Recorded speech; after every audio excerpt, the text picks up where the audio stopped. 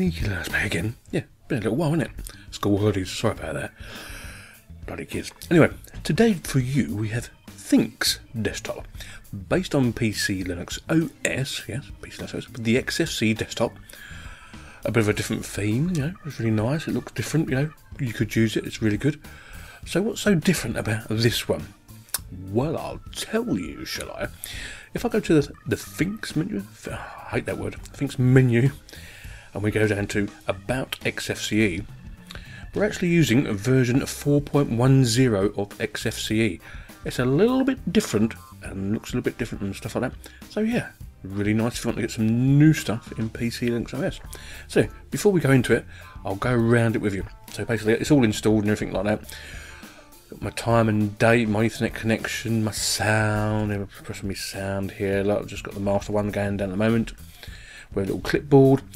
We have our CPU monitor, so it's not actually doing much at the moment. This is dual core, by the way, this machine. Okay, so don't worry about it. So it's nice and nice here.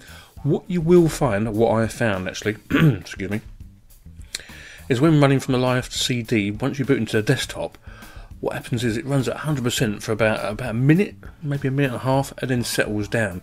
And this also happens once it's installed, then settles down. But once you update the whole system, it goes away. So that's pretty good. So at least there's a bug they know, they've updated it, and hunky-dory. Now, by the way, when you install it, what you'll have to do is go over to here, here, and here. Oh, the reason I'm going to there is, if you click on Synaptic here, and I click there, I know, it wants you to run as root. Well, we don't want to do that, do we? Because we're in our desktop and we're in my name, sneaky. So you go down to System, and you go down to Synaptic here, and if you click there, you can just put your password in. As if you put the right password in, I'll do that again. There you go. Synaptic will boot up just in a second. There we go. And it actually looks different here as well, doesn't it? Completely rewritten it all. So yeah, I really like it. It was doing nice at the moment. Sneaky kid thought he was all right until we couldn't play some of his games. But hey, he is only 7, so what do you expect? Okay, anyway, so Synaptic's done its stuff. Now what you do to get this new desktop, once you've installed it, is reload it. Well, I've already done it. I'm going to reload again for you, because I like doing stuff like that. You know what I'm saying? Do a bit of slurpage while I'm here. Hang on a minute. Very nice indeed. Appley, actually. Very flat, no caffeine. You know what I'm saying? We wait for Synaptic to do its stuff. As you can see, it's doing lots of stuff up here while we're doing this. Okay. Wait for a little circly thing to go away. Okay, that's all done. Now, once you've installed and you reloaded it, you mark all upgrades. There shouldn't be any here at all. Oh, there is 2 for me. Okay, so might as well do that while we're here. There we go. Also, one to be removed and 1 to be done. Okay, so we're going to apply that now. It's going to take a couple of seconds because it's a really, really small package. There's not a lot comes with it. It's around about 440, 480 megs download. I can't remember exactly. So it's smaller than normal PC Linux OS. So that's super duper. I think this is the guy that originally done Phoenix Reborn, which was the XFCE version of PC Linux OS, but don't quote me on that, I can't actually remember. Alright, so we'll get back to that in a minute, or do something about that.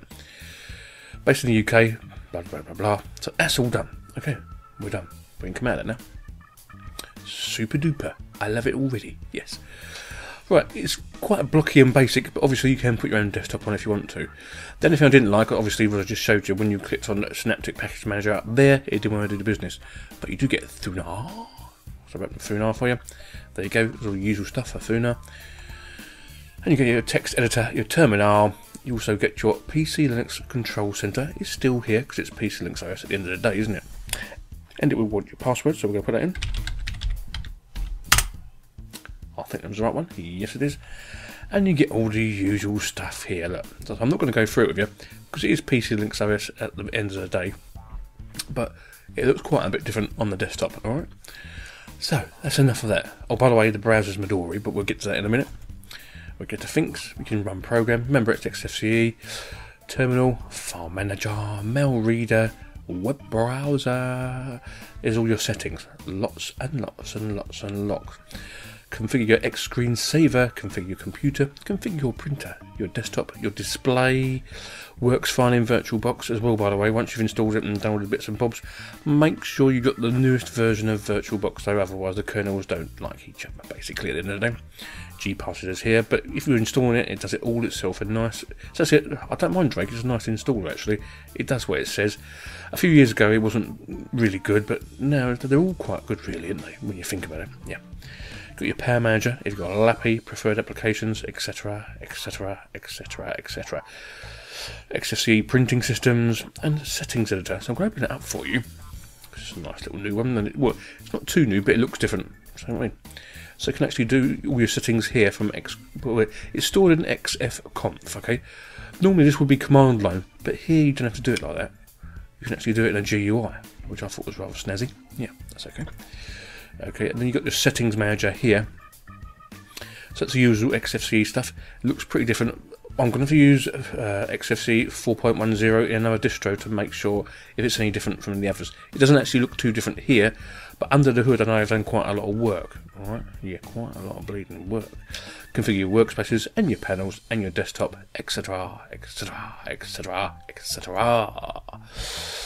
Okay, it's not going to be too long a video, it's going to be quite a short one actually, because it's pclinuxos and I've done quite a few. You get Mixer, you get Parole for your video and stuff like that. You get xfburn, yes, XFCE, so you would do, and XF Media Player. Shall I open it? So you can have a look at it? Yes, of course I will. I will do that for you, because I like you. Really, really basic. But bearing in mind, you can download anything you want to, alright? And it will work. But under Office, you don't normally get anything. But I've installed Abbey Word. Now, it's not the most current one. They're all keeping safe until the new one comes out, I think. They're all going, now, well, we'll keep safe, yeah, because we want to be safe. Go to Help here, go to About Abbey Word. It's 286, but it does what it says on the tin. Your printers will work fine. Some codecs won't, by the way. Some won't, but majority will work just fine. All right. So back to the menu again one more time, because I'm not going to do any more. There's no Gimpy. All you get is a document viewer for your PDFs, ImageMagick, and Restrato. For internet, as I said, is Midori. So what we're going to do is going to go open Midori. La la la la, and it goes to that little thing here.